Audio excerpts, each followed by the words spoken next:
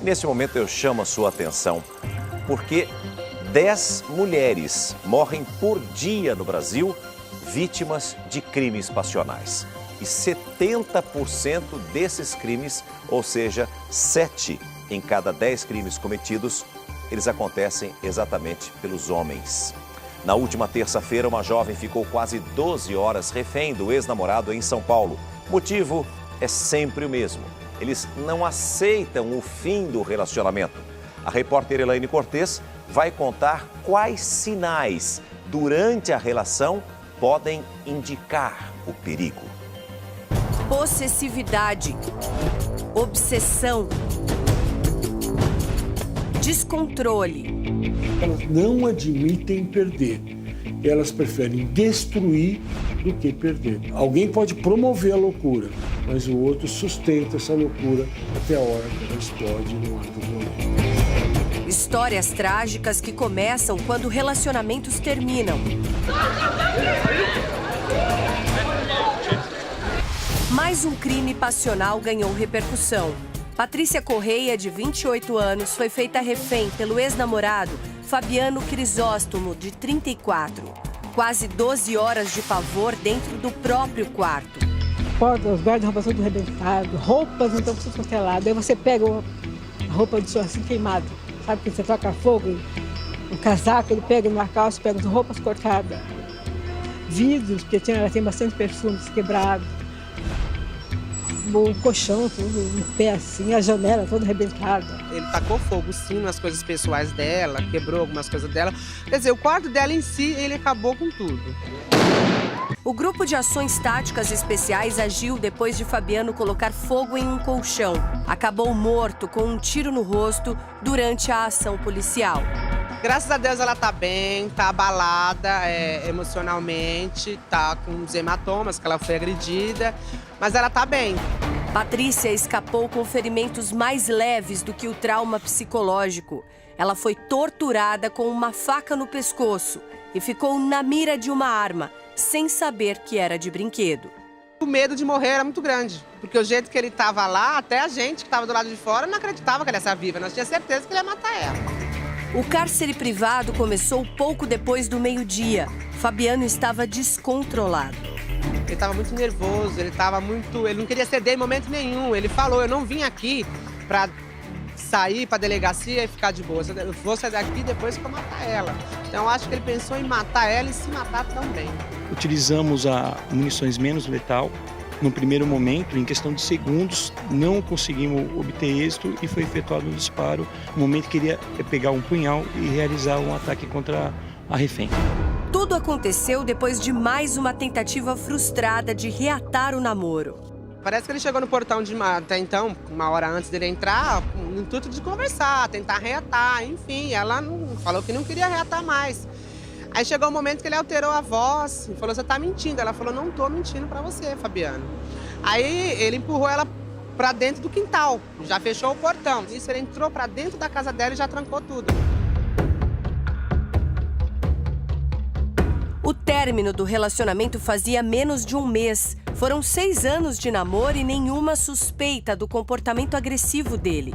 Estava mandando mensagem, mas falou, uma hora ele vai parar de mandar mensagem. Você nunca espera que vai acontecer isso. Eu vejo na televisão, mas vivenciar a situação é complicado. Se eu falar pra você que eu vi ele agressivo em momento algum, nunca imaginava que ele ia fazer isso. As atenções para esta casa no Itaim Paulista, zona leste da capital, já se voltaram para Santo André, na região metropolitana de São Paulo. No mais longo caso de cárcere privado do país, o ex-namorado da vítima, Lindenberg Fernandes Alves, foi preso, mas Eloá não escapou com vida. O medo da família de Patrícia era de que o desfecho se repetisse. Graças a Deus, Salim está viva. Para você poder abraçar, beijar junto. Porque a gente naquela hora você pensa tanta coisa que nem dá para explicar. Há 2 meses, no Rio de Janeiro, Bianca Estevão morreu asfixiada por um fio de telefone. Ela foi enforcada pelo ex-namorado Douglas Fernandes. Também inconformado com o rompimento da relação, Júlio César Nogueira esfaqueou a ex-namorada Marciele Regine Colim durante uma festa no Paraná. Em Goiás, Adilton Cunha matou a marteladas a ex-namorada Karina Carvalho Leite e a filha dela, depois de terminarem o relacionamento. Em São Paulo, o empresário Luiz Carlos Leonardo se matou na frente da atriz Ana Paula Arósio. É só um entre muitos que cometeram suicídio por não aceitarem o fim. A cada 10 crimes passionais noticiados no país, 7 são protagonizados por um homem. Há casos em que a ação violenta é desencadeada por algum transtorno. Elas pensam o tempo todo sobre a mesma coisa e são compelidas a fazer atos que muitas vezes são atos agressivos. Então, no transtorno obsessivo-compulsivo acontece esse tipo de desgraça, esse tipo de acontecimentos. Nos quadros psicóticos, onde a pessoa tem delírio de grandeza, ou ela tem dentro da cabeça dela a ideia, a famosa síndrome de Otelo, por exemplo. Otelo, ele imaginava que ele estava sendo traído pela Desdémona, né? Então, foi criando uma ideia de delírio mesmo na cabeça dele. Então, aí são quadros psicóticos, são quadros psiquiátricos que exigem tratamento com medicação.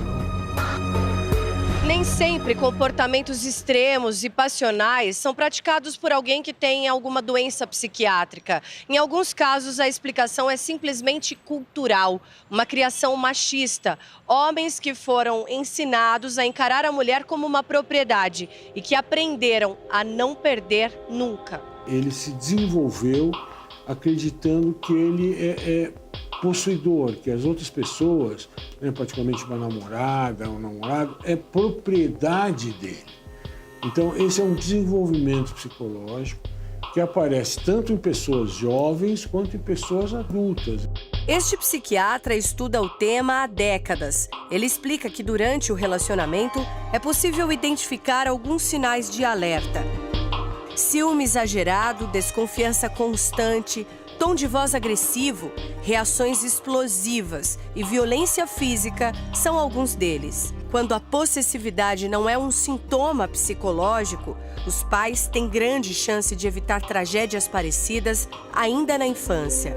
Uma coisa normal que acontece em torno dos 3 anos de idade, em que a criança sente que o mundo está em volta dela, que ela é dona do mundo.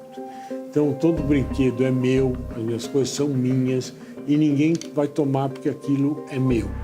Se ela ficar fixada nessa fase em que eu sou dono de tudo, isto é meu, isso pode vir a repercutir na fase mais adulta nos relacionamentos afetivos. Se ele não souber lidar com isso, ele não souber lidar com a situação de exclusão, ele vai se tornar mais tarde uma pessoa extremamente possessiva, uma pessoa extremamente que não pode ser colocada de fora. Porque se ela for colocada de fora, ela vai gerar raiva, frustração e agressão. O risco pode ser diminuído em casa. Se na hora de educar um filho, os pais devem estar atentos para essa fase do é meu. Ensinar nesse momento de que ele pode perder, ele pode não ter, ele pode vir a ter, ele vai ter frustrações. É uma coisa difícil para os pais, né? Frustrarem os filhos. Mas é na frustração que se aprende. A orientação não é só para os meninos. A grande diferença entre os meninos e as meninas é uma velha postura ainda de gerações passadas, né? Onde o homem tinha uma posição prevalente na sociedade. A mulher ainda era a princesa, né, que tinha que esperar o príncipe encantado. Essa imagem de que o homem é o provedor, o homem, e portanto manda quem patrocina, e a mulher é a submissa, é aquela que deve responder àquele provedor, àquele patrão que é o homem. Patrícia continua internada. As marcas no corpo são menos profundas do que as que ficaram na lembrança. Dia 20 de setembro foi um nascimento para ela. Ela tem sempre que lembrar dessa data. Eu nasci dia 20 de setembro. Vou começar do zero, vou seguir minha vida, vou ser feliz. É isso que a família deseja para ela. E só hoje, enquanto ela ainda se recupera, 10 mulheres morrem no Brasil vítimas de crimes passionais.